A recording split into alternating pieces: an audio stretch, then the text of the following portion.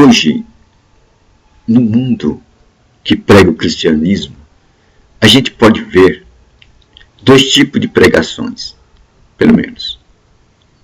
Um que fala sobre o Evangelho do Reino e outro que fala sobre o Evangelho histórico. Esse Evangelho histórico é o Evangelho dos arqueólogos. É o Evangelho das coisas mortas.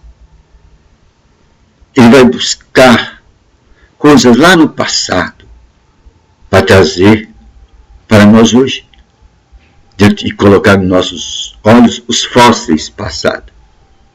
Fósseis, conclusões de homens lá do passado, conclusões de concílios lá do passado, fósseis, e alimentam os seus fiéis com fósseis, coisas mortas. Então, eu vou chamar esse o Evangelho morto. O Evangelho morto. O Evangelho dos lugares arqueológicos. O Evangelho da antiguidade. O Evangelho que pega fósseis. É descobridor de fósseis.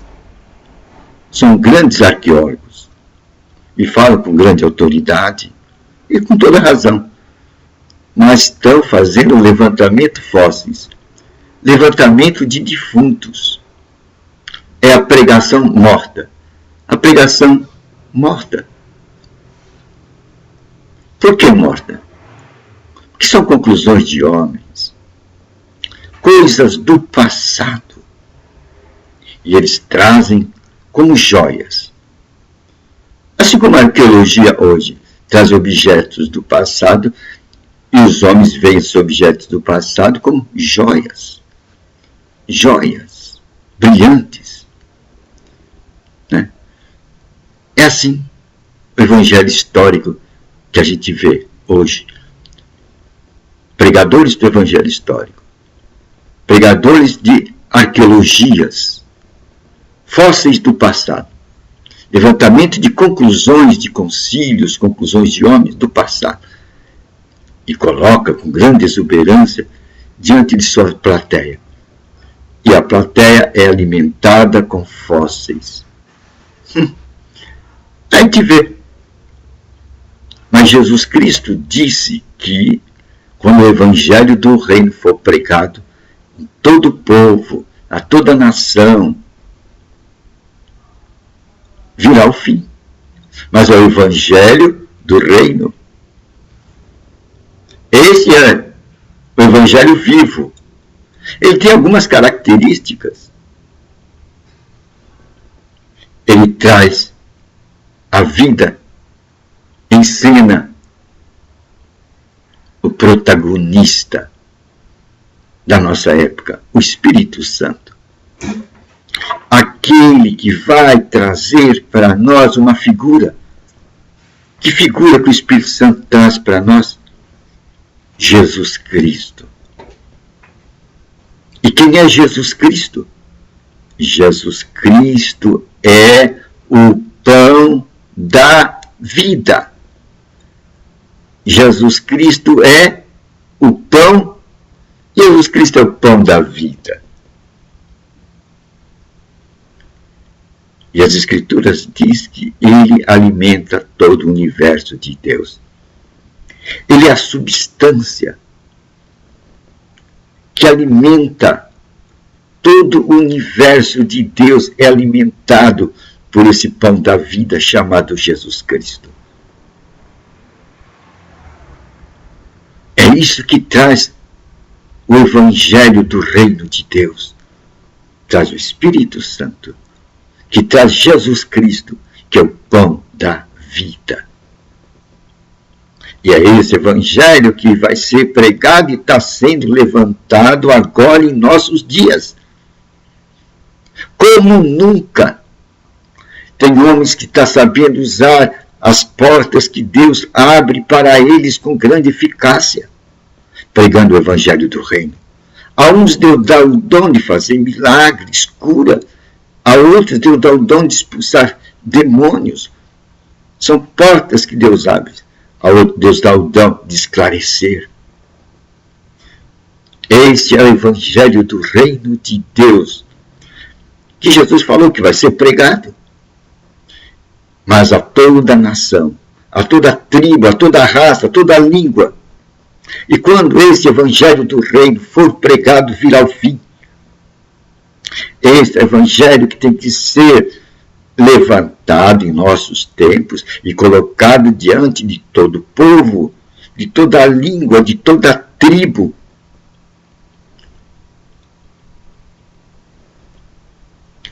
E isto vai cobrir, vai ser a luz que vai cobrir esses evangelhos históricos, fossálicos, arqueológicos, que apresentam lugares, campos arqueológicos, pensamentos de homens antigos, pensamentos de concílio, colocando como grandes achados.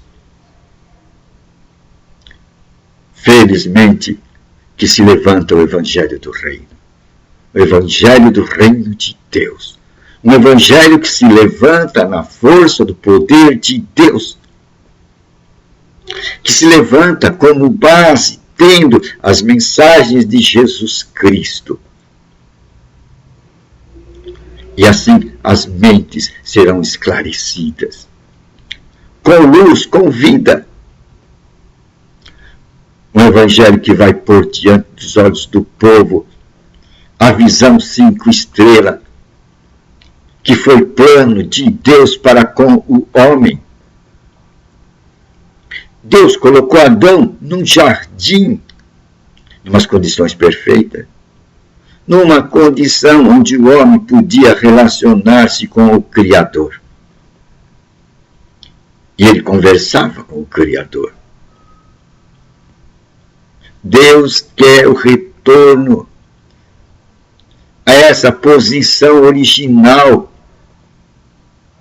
E é esta colocação que vai colocar o Evangelho do Reino de Deus, que eu vejo que em nossos dias está sendo pregado, divulgado por milhares de pregadores do Reino de Deus. Está invadindo este mundo.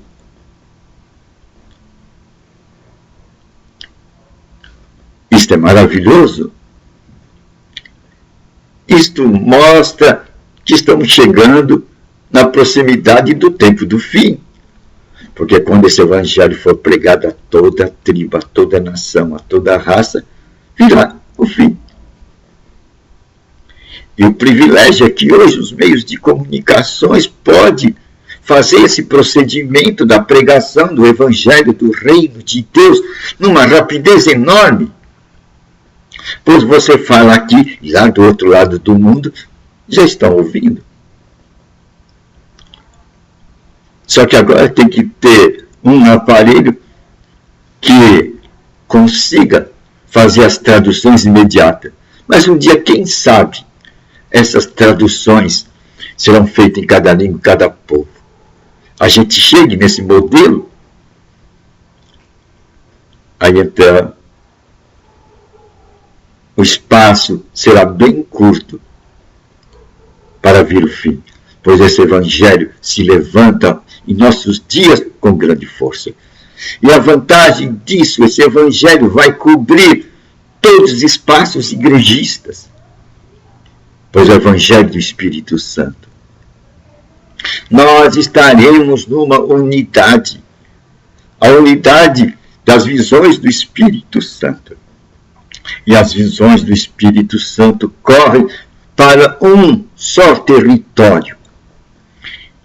E a marca do território das visões do Espírito Santo é Jesus Cristo. A finalidade do Espírito Santo é produzir a figura de Jesus Cristo em cada mente, em cada pessoa, em cada indivíduo.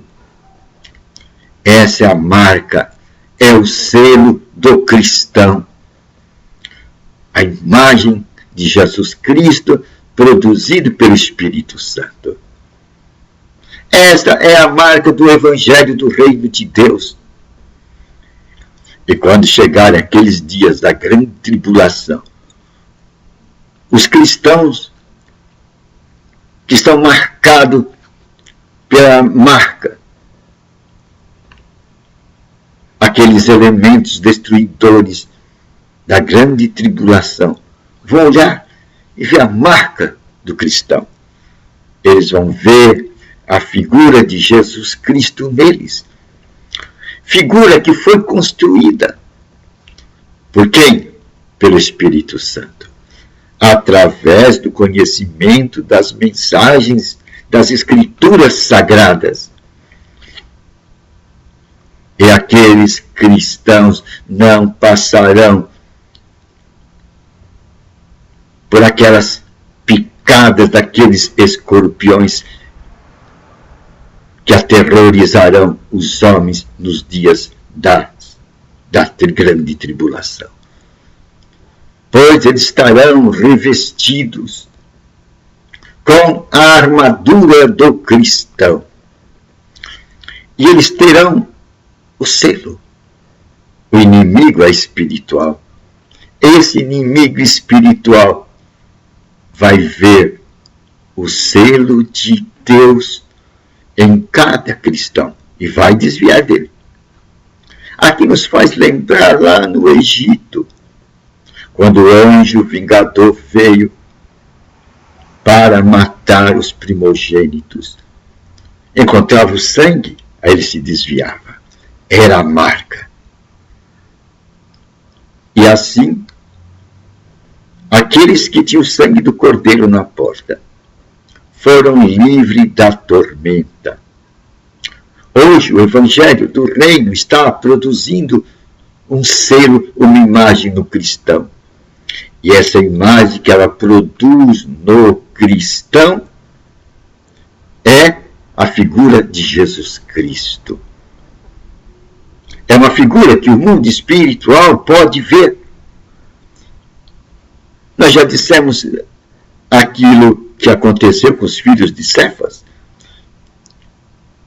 Eles queriam expulsar demônios, pois viram Paulo fazer isso e viram a técnica de Paulo.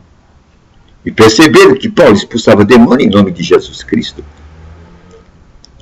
Eles falaram, encontramos a chave. Vamos achar um demônio aí e vamos fazer o mesmo.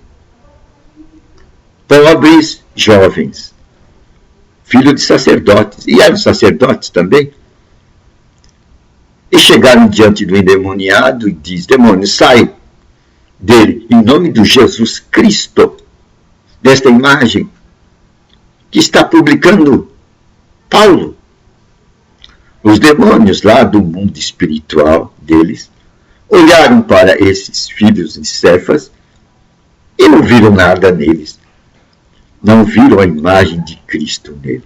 Não viram o selo do Evangelho do Reino de Deus neles.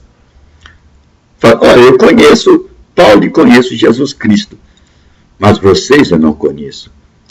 Não vejo nenhum elemento em vocês que possam ter autoridade sobre nós e nos mandar sair. Não vejo nada em vocês. E por causa disso, resultado, estes filhos de Cefas tomaram uma boa sova destes espíritos malignos e chegaram em suas casas quase que despidos. Pois, no mundo espiritual, eles veem e não viram a marca do Evangelho do Reino de Deus nos filhos de Cefas. Então eles não tinham autoridade para expulsar demônios. Eles não tinham o selo do Evangelho do Reino de Deus, que é Jesus Cristo. Pois tudo que eles tinham recebido era ensinamento religiosos. Os ensinamentos das tradições dos anciões judeus. E isso não lhes dava autoridade espiritual. E diante do ponto de vista dos demônios, dos espíritos malignos, que estava naquele endemoniado, eles contemplando esses filhos de Cefas, não vejam nada em vocês.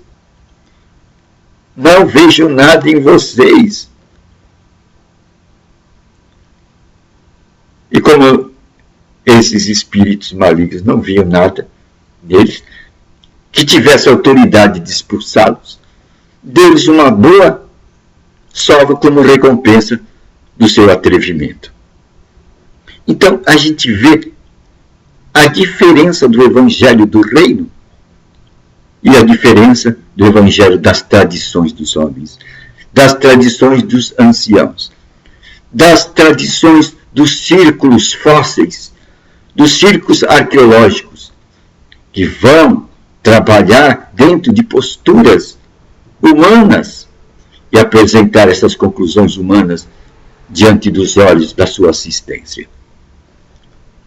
Evangelho de defunto, evangelho arqueológico, versus o evangelho do reino de Deus, o evangelho da vida, o evangelho do Espírito Santo, o evangelho do poder de Deus.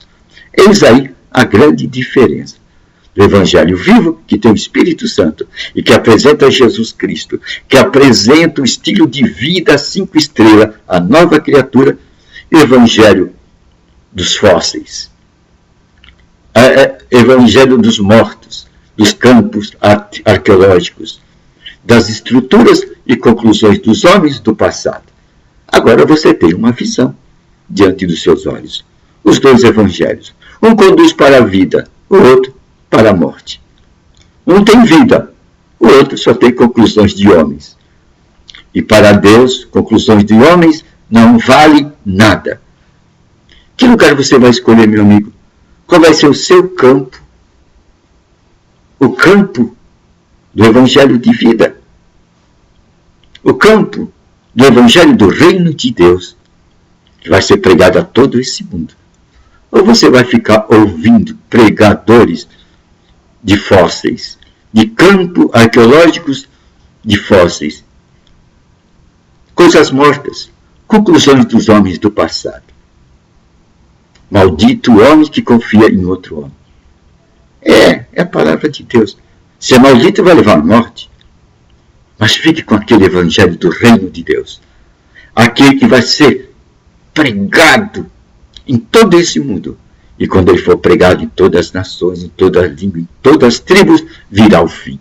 É uma boa nova, não é? Você viu os dois tipos de evangelhos. Agora você tem a opção de escolher, fazer a sua decisão. Vai continuar ouvindo essas histórias da carochinha? Os fósseis do passado?